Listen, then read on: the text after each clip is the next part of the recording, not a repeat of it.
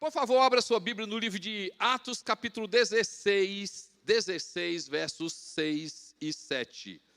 Atos 16, versos 6 e 7. Esse texto, gente, esse texto foi um dos textos onde Deus, através dele, me fez tomar decisões sábias e acertadas.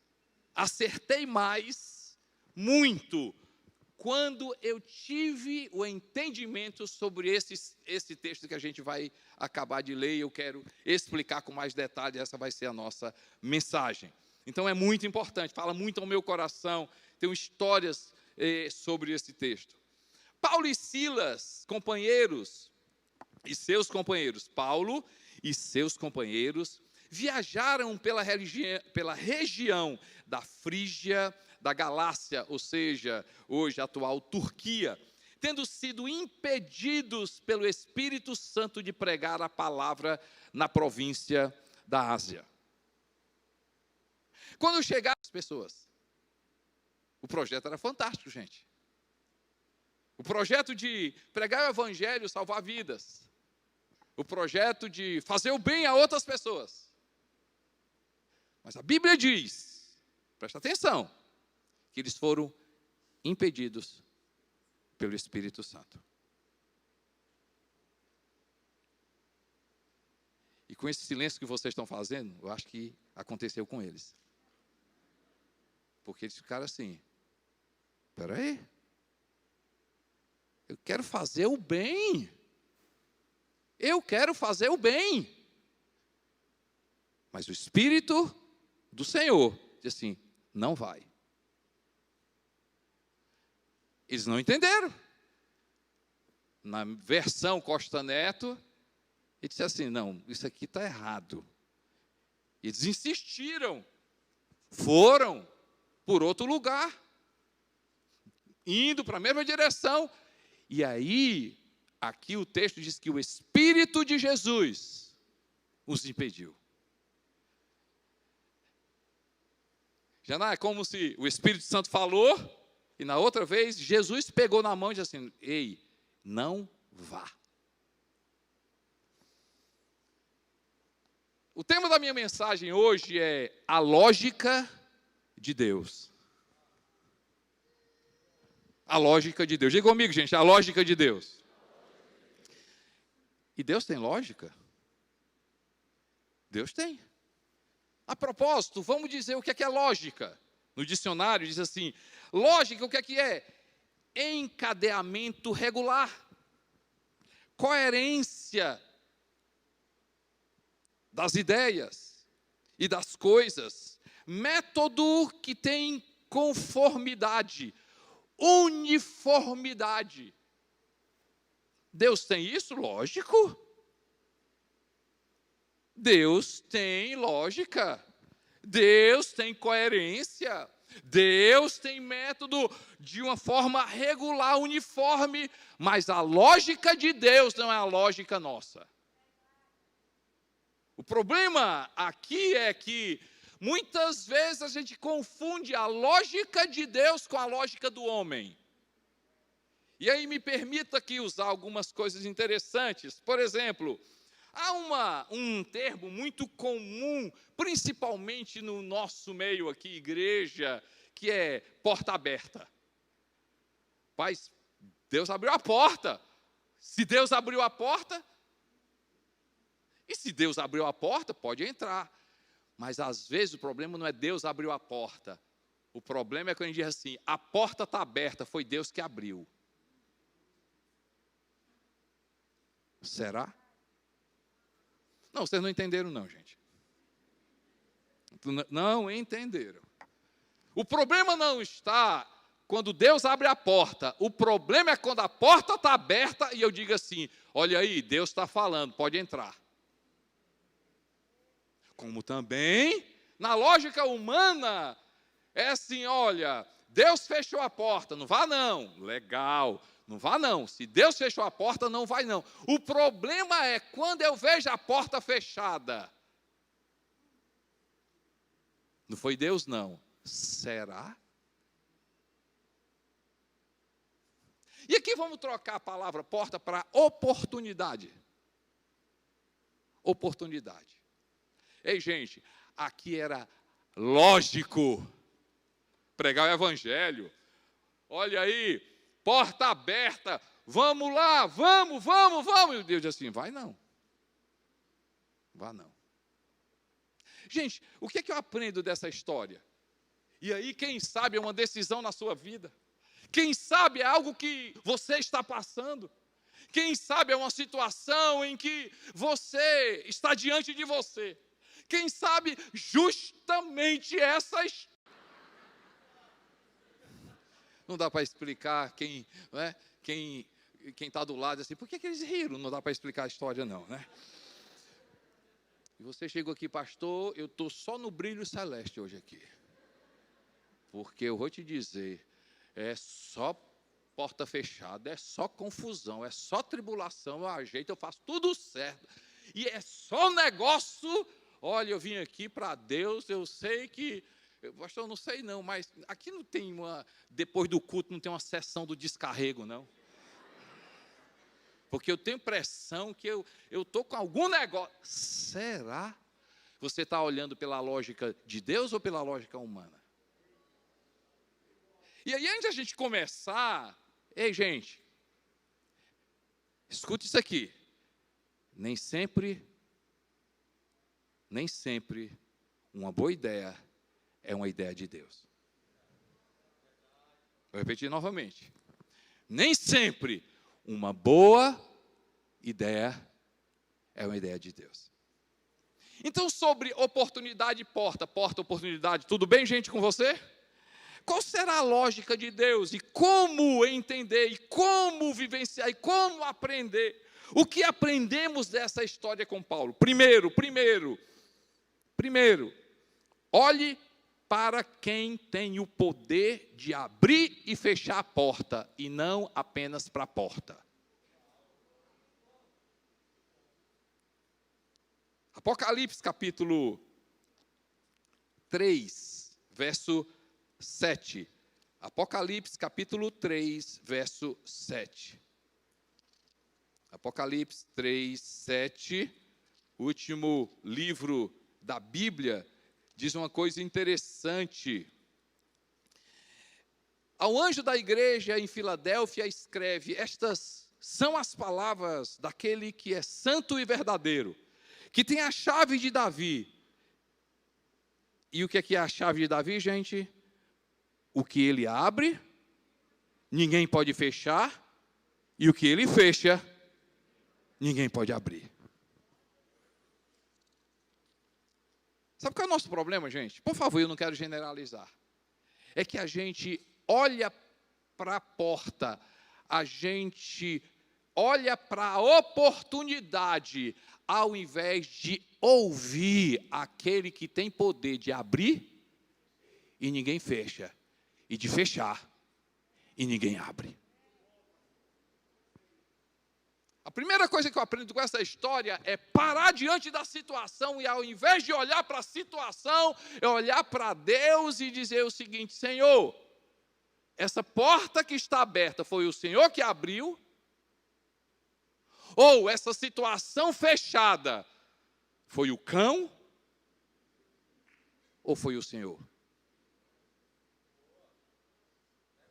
Gente, você imagina se as nossas decisões, sejam elas qual forem,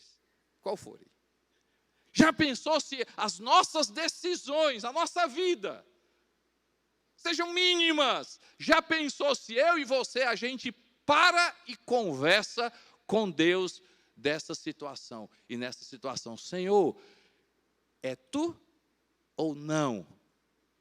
É do Senhor ou não? A primeira coisa que eu aprendo com essa história é essa. Paulo, com toda a experiência, e glória a Deus, porque ele deixou essa experiência para mim e para você. Glória a Deus que está escrito a respeito dele, para mim e para você. Ei, gente, não, é de Deus, é de Deus. Olha, pastor, é de Deus. Pastor, eu vou dizer o seguinte, olha, eu estava em casa, eu não sabia esse telefone, não sabia nada, não sei o quê. Eu recebi uma mensagem dessa menina, eu estudei com ela no jardim da infância. E olha, ela manda uma mensagem para mim. É de Deus, pastor, é de Deus. É de Deus.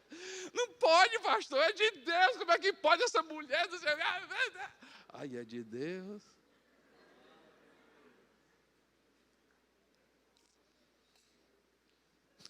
E o contrário. Ei, gente, quantas situações na nossa vida e a gente começa a dizer: Satanás, sai, bicho safado, ai, tira o teu dedo, tira. E ele está dizendo assim: eu não tenho nada a ver com isso, eu não tenho nada a ver com isso. E quando a gente vai escutar Deus, diz: Deus, me perdoe, Senhor, me perdoe.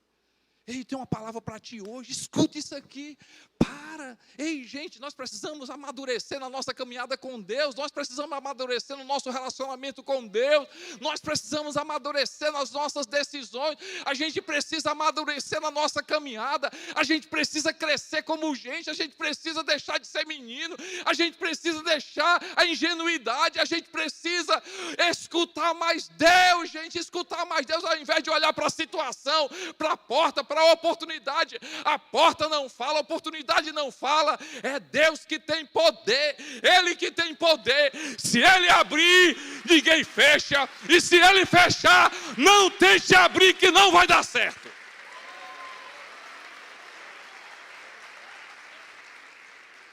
Segunda coisa que eu aprendo nessa história, tem porta que está fechada e é melhor não abrir.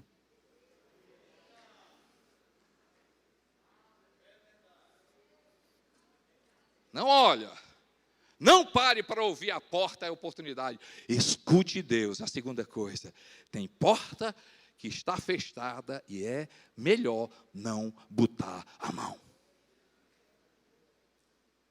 Ah, meu irmão, tem negócio que não é para você. Tem contrato que não é para você. Tem convite que não é para você. Ei, tem coisa que não é para você, meu irmão.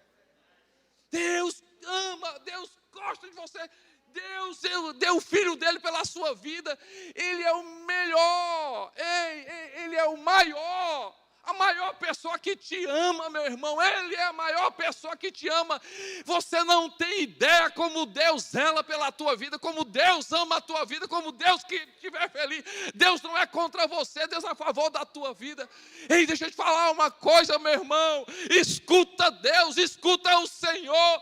Deu errado, está fechado, o negócio, não bota a mão, por quê? Porque você foi lá e Deus disse assim: filho, não é para você. Filha, não entra nessa. Foi eu que fechei. E se eu fechei, não bota o dedo e nem me pede, porque o que eu fecho, ninguém consegue abrir.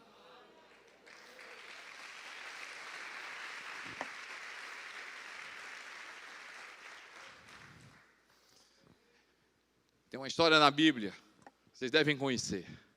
O primeiro rei de Israel tinha tudo para dar certo.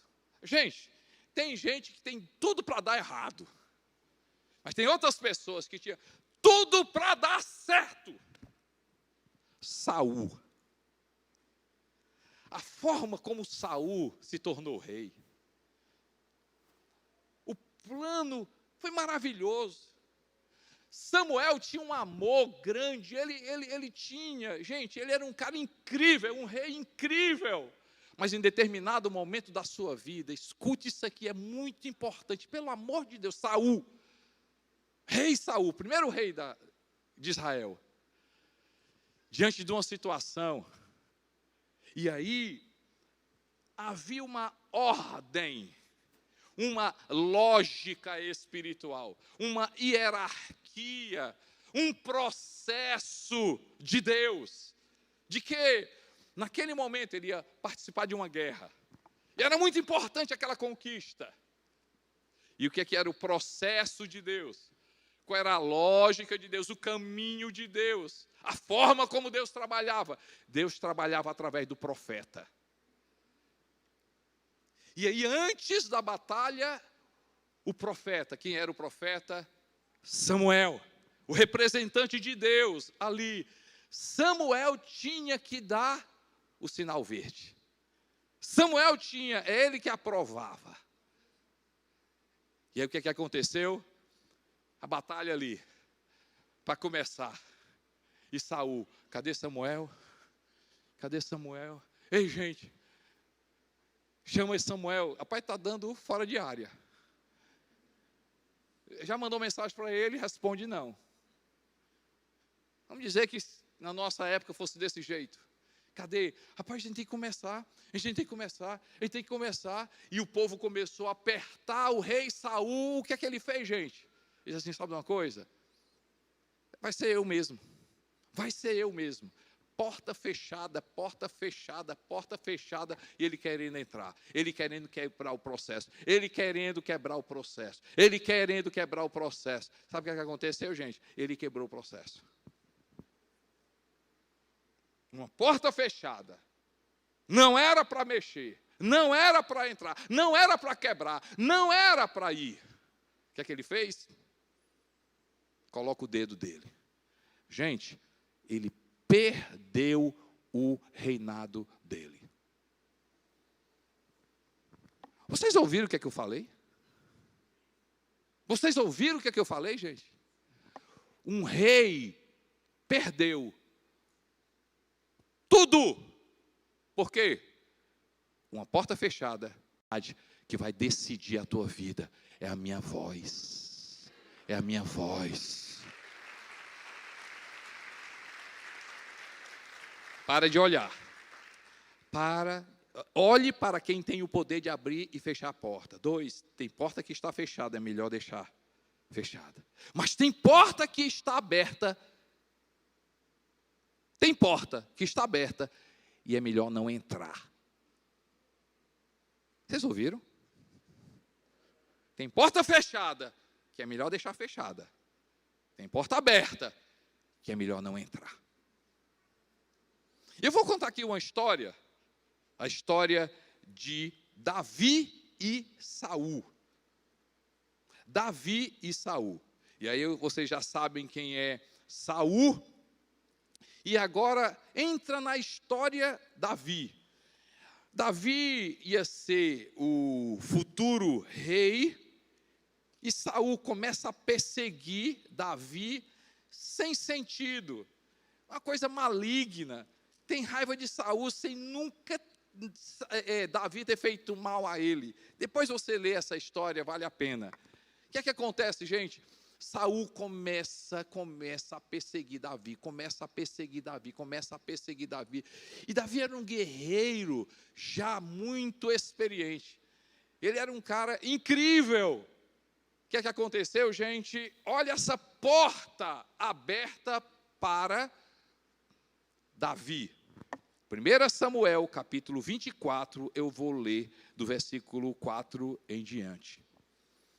Eles disseram, ou seja, os soldados de Davi, eles são os soldados de Davi, eles disseram, este é o dia sobre o qual o Senhor falou para você. Olha aí, gente. Olha a porta aberta. Entregarei nas suas mãos o seu inimigo para que você faça com ele o que você quiser. Porta aberta. Porta aberta.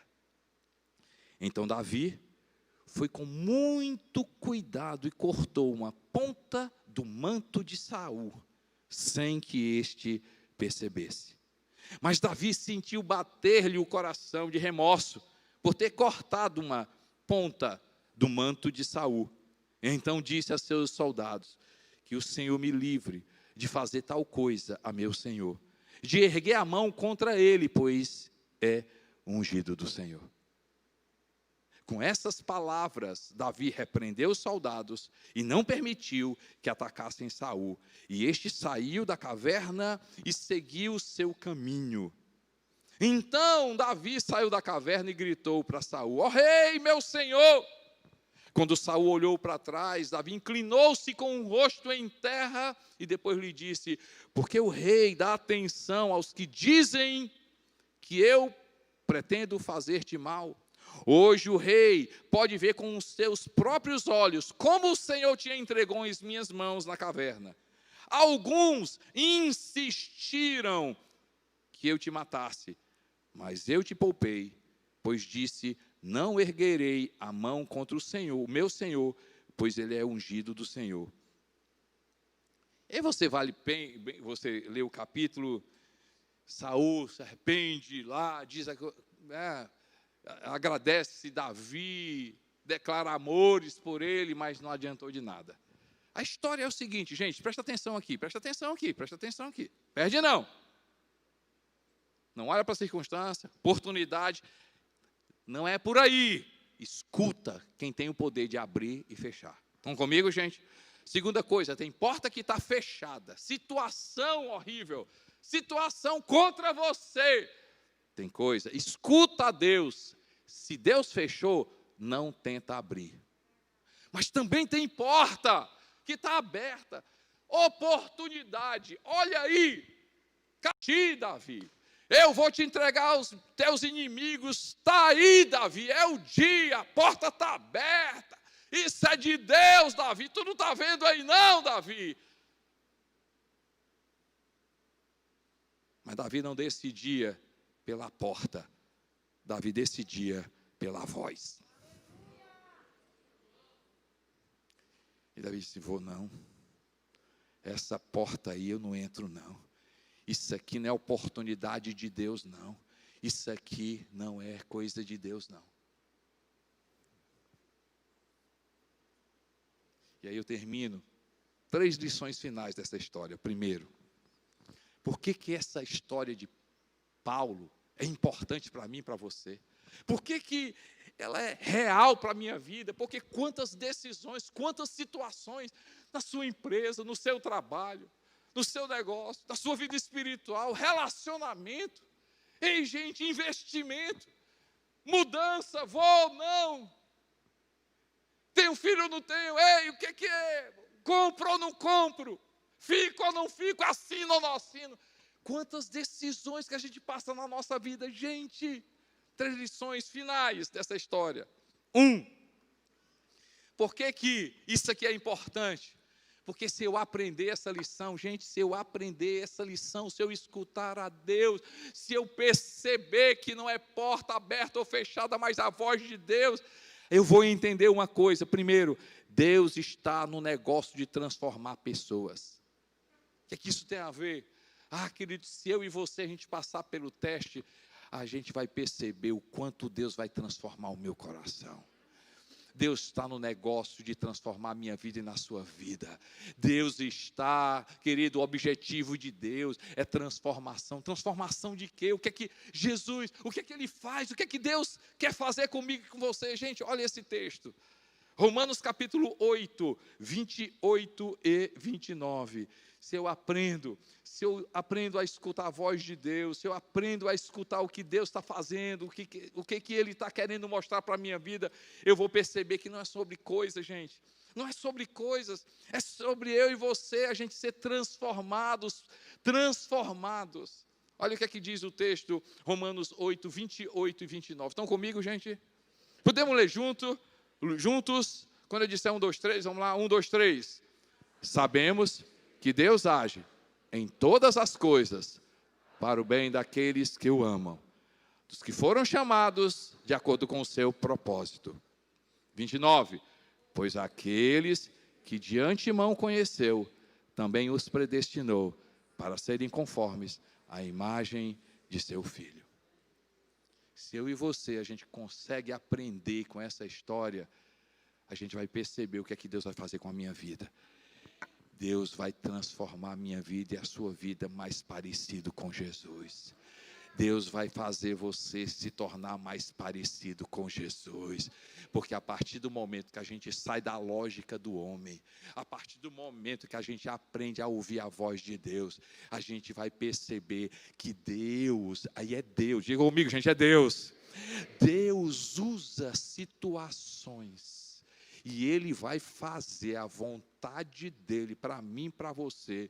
Não me pergunte como é que Deus transforma lágrima em sorriso, dor em testemunho, queda em força, fraqueza em ânimo, perda em restituição. Eu não sei como é que Deus faz, mas Deus vai fazer para mim, para você, mas com um propósito. Espera aí, daqui a pouco Ele te dá glória. Com um propósito: você, ao ser aprovado, você vai perceber que você vai se parecido mais com Jesus. Você vai se parecer mais com Jesus. Jesus vai investir na minha vida e na sua vida. Ei, meu irmão, aprende a ouvir de Deus. Não é a circunstância, não é a porta que manda na minha vida e na sua vida, é a voz de Deus, é Deus, e Deus vai fazer tudo para mim, para você ser uma pessoa transformada. Agora dê glória a Deus.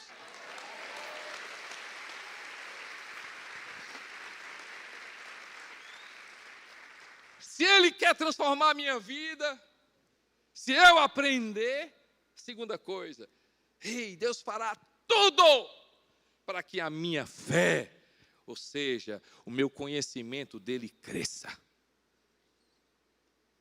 Querido, se eu e você, hoje a gente sair daqui, Senhor meu Deus, eu quero aprender a ouvir mais o Senhor. Saiba que não é sobre porta, é sobre transformação. Se eu e você a gente sair daqui e dizer, Senhor, eu vou confiar mais. Senhor meu Deus, eu vou ouvir mais. A gente vai dizer assim, ei, nós vamos crescer na nossa fé. Meu irmão, e ela tem valor. A nossa fé tem valor, porque tem momentos na minha vida e na sua vida que não adianta orar. Por quê? Porque não dá tempo.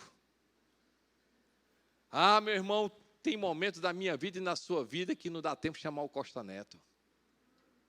Tem momentos da minha vida e da sua vida que não dá tempo de chamar o seu líder. Tem momentos da sua vida, da minha vida e na sua vida que não dá tempo de chamar o teu líder. Tem momento que é você e Deus. Meu irmão, e nesse momento, sabe o que é que vai contar? A nossa fé. Eu creio, porque Deus continua sendo Deus. Ele pode curar, mas também Ele pode consolar. Ele está comigo no vale, mas também está comigo, não é no vale, mas também está comigo nos altos. Ei, eu não estou vendo, mas Deus está trabalhando. Eu não estou sentindo, mas Deus continua sendo Deus. Eu não estou entendendo, eu não tenho resposta para isso, mas eu vou continuar crendo. E quando a gente faz isso, o que é que a Bíblia diz, gente? Que quando a nossa fé é provada, ou seja, através da tribulação, Romanos capítulo 5, versos 3 a 5, olha o processo do crescimento de fé, da fé. Romanos 5, 3 a 5, diz o seguinte: quando vem tribulação, e se eu continuo crescendo, o que é que a Bíblia diz? Não apenas isso, mas também nos gloriamos nas tribulações. Por quê, gente? Porque sabemos que a tribulação produz perseverança. A perseverança, um caráter aprovado. E o caráter aprovado, esperança. Na outra tradução diz, a tribulação, perseverança, experiência, esperança. E o amor de Deus, cada vez mais, vai se tornar grande na minha vida e na sua vida. Querido, deixa eu falar uma coisa para você. Não é sobre porta, é sobre a voz. Não é sobre oportunidade, é sobre a voz. E a gente vai perceber que quando a gente entende isso, Deus está trabalhando algo que vai fazer você se parecer com Jesus. E se eu e você, a gente sai daqui e aprende com isso, a gente vai perceber que a nossa fé cresce. Por quê? Porque eu não vou obedecer à lógica humana, eu vou obedecer à lógica de Deus. E a lógica de Deus é espiritual. Se eu e você, a gente começar a andar na lógica de Deus, nos princípios espirituais, a gente vai perceber que Deus é bom demais em cuidar da nossa vida. E finalmente, se eu aprender com essa história, e gente, Deus fará tudo para que o plano dele divino, seja estabelecido e que nós estejamos cooperando com ele. 2 Coríntios capítulo 5, verso 15. 2 Coríntios capítulo 5, verso 15 e verso 20. E ele morreu por todos, para que aqueles que vivem já não vivam mais para si mesmos, mas para aquele que por eles morreu e ressuscitou. E o 20. Portanto, diga comigo, gente. 1, 2, 3. Portanto, somos embaixadores de Cristo, como se Deus estivesse fazendo o seu apelo por nosso intermédio. Por amor a Cristo, suplicamos. Somos embaixadores. Eu vou voltar para a história. Paulo e seus companheiros ouviram. Nossa, eu quero pregar o evangelho e o Espírito Santo me impediu. O que essa voz está querendo me dizer? O que Deus está querendo dizer? Senhor, não tem lógica nisso, mas não é a lógica do mundo, do homem, é a tua lógica, eu vou ouvir. Eles insistiram, eles perceberam que Deus falou, a voz. Eles não foram.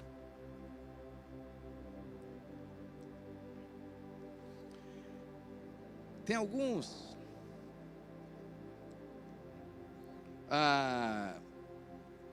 deixa eu encontrar a palavra. Alguma teologia, alguma resposta para isso? Por que Deus não quis que Paulo entrasse na Ásia? Uma das que eu acredito forte é que se Paulo e seus companheiros tivessem entrado na Ásia, o evangelho teria batido na Ásia, e nós estamos falando ali um pouco mais no Oriente, teria parado. Mas porque Paulo ouviu, não tinha lógica, ele deu meia volta e foi para outro lugar. O evangelho entrou na Europa, o evangelho foi para a América do Norte, o evangelho desceu na América Central, o evangelho entrou na América do Sul, foi para a África e agora está invadindo a Ásia.